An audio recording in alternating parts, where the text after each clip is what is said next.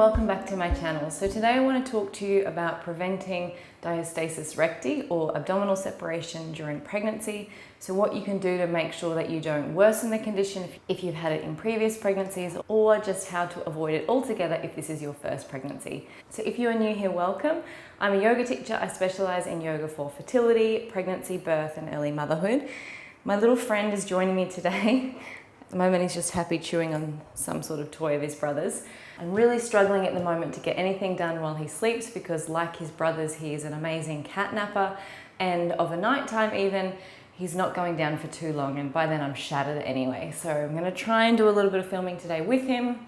Fingers crossed he stays happy and quiet and it goes okay. So first of all, let's talk about what is diastasis recti or abdominal separation. I have done another video about this for repairing it after pregnancy, so I'll link that one above and below if you want to check it out. But basically it's these abdominal organs that run down here naturally separate when we have a baby because our belly grows and they need to accommodate, so they move to the side, and it's very natural and normal to have this happen during pregnancy. They open up a little, and in most cases they'll come back together on their own after pregnancy. However, sometimes this doesn't happen, and sometimes we can make it worse by doing too intense exercise during pregnancy that strains those muscles and pulls them apart even further. So the job of pulling them back together or getting them to come back together is a lot harder post-pregnancy. This is yet another reason why in any of my pregnancy yoga classes you won't see certain exercises. So if you're worrying about abdominal separation, you can know for sure that any of my yoga classes that I teach here on my channel or in my online yoga circle have exercises that are safe for the core, and I'll always tell you to listen to your body, because that's the key thing.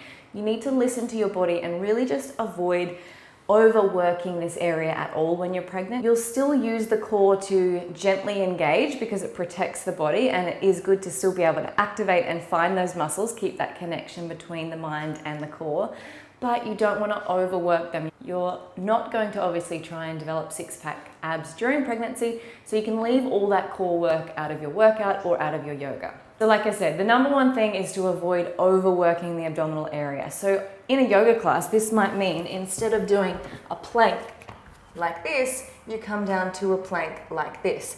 Because what that's going to mean is, especially when you've got this big belly drawing you down, holding it up like this can be too intense. Now here's where it gets a little bit tricky. Some women can do a plank right up to 40 weeks, a full plank off the feet, and be fine because of how strong they are, because how big their baby is, because how big their body is. There are a lot of different factors. So this is why I can't say blanket rule, no planks, because it is an okay thing to do if it feels good for you. A key thing to watch out for is when the belly cones. And I really wish I'd filmed this about 6 months ago before I had him, because I could have shown you that coning. If I can find a picture, I'll insert it into the video when I'm editing. But basically it means the belly starts to create like a cone shape, because what's happening is your abdominal organs and the baby are pressing outwards and they're not being supported by the muscles because they've moved apart. So you get this literally cone or a dome shape through the belly. And that's a sign that your abdominal organs are working too hard and you need to back off. So another movement to avoid is anything that involves crunching. So obviously no sit-ups, but this can also mean no sitting up like this. You don't want to rock and roll in a yoga class or even just getting up off the floor or getting out of bed. The way to do it is to always roll to your side and use the arms to support yourself to come up. And I'll always cue that in a yoga class because sometimes we forget, our brain is elsewhere, and it's really important to be moving in that way when you're pregnant so you're not putting any extra strain on the belly.